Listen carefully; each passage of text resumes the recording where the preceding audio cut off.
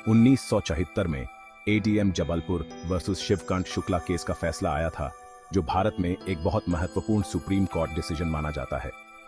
यह मामला national emergency के दौरान प्रिवेंटिव डिटेंशन की कॉन्स्टिट्यूशनलिटी से जुड़ा था। फंडामेंटल राइट्स और state power versus individual liberty के डिस्कशंस में इस केस का बहुत महत्व है।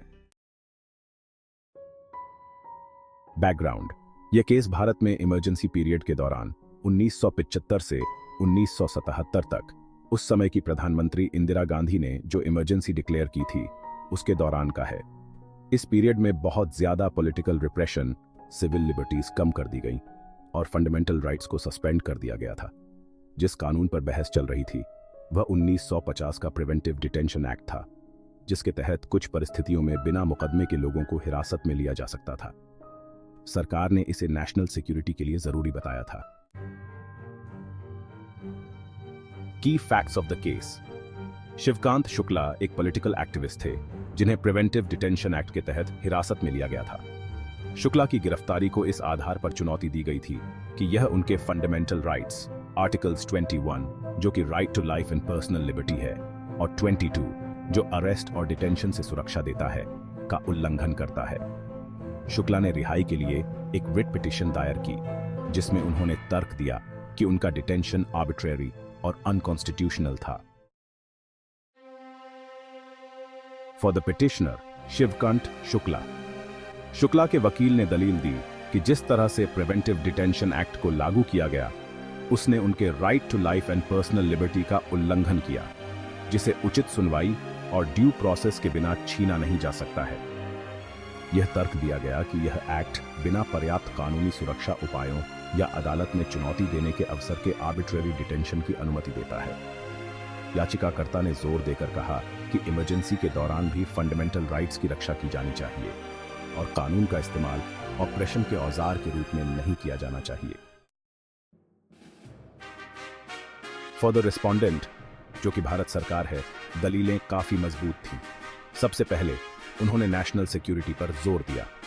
सरकार ने तर्क दिया कि इमरजेंसी के समय पब्लिक ऑर्डर और नेशनल सिक्योरिटी बनाए रखने के लिए डिटेंशन जरूरी था।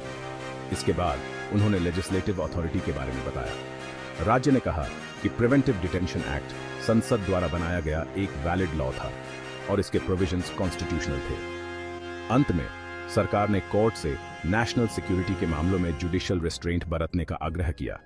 उनका तर्क था कि जुडिशरी को राज्य की सुरक्षा के लिए की गई एग्जीक्यूटिव एक्शंस में हस्तक्षेप नहीं करना चाहिए।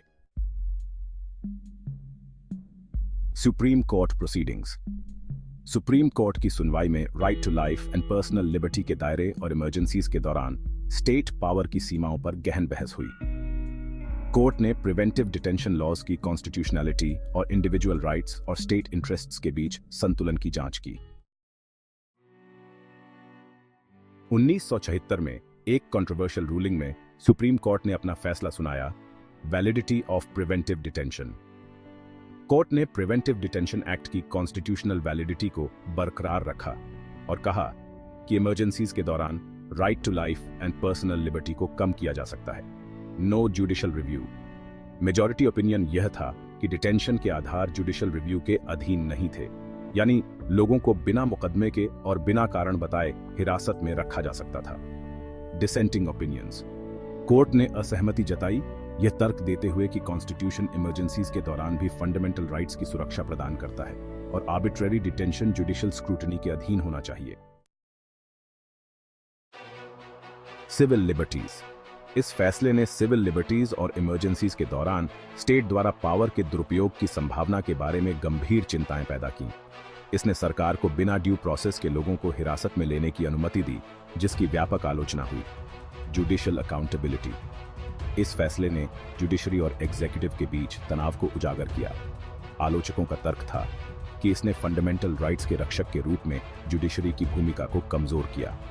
सब्सिक्वेंट रिफॉर्म्स: इस फैसले के इंप्लीकेशंस सालों तक महसूस किए गए, जिससे कॉन्स्टिट्यूशनल अमेंडमेंट्स और खास तौर पर इमरजेंसीज के दौरान इंडिविजुअल राइट्स की सुरक्षा के लिए लीगल रिफॉर्म्स पर बहस शुरू हुई। ADM Jabalpur versus Shivkant Shukla case, human rights, emergency powers और भारत में जुडिशियल ओवरसाइट के डिस्कशंस में एक महत्वपूर्ण रेफरेंस पॉइंट बना हुआ है। यह संकट के समय में भी इंडिविजुअल लिबर्टीज की रक्षा के महत्व को रेखांकित करता है और देश में कॉन्स्टिट्यूशनल राइट्स की इंटरप्रिटेशन पर इसका स्थायी प्रभाव पड़ा है। खास तौर पर जस्टिस की डिसेंटिंग ओपिनियन को फंडामेंटल राइट्स की सुरक्षा के लिए एक महत्वपूर्ण स्टैंड के रूप में सराहा गया है।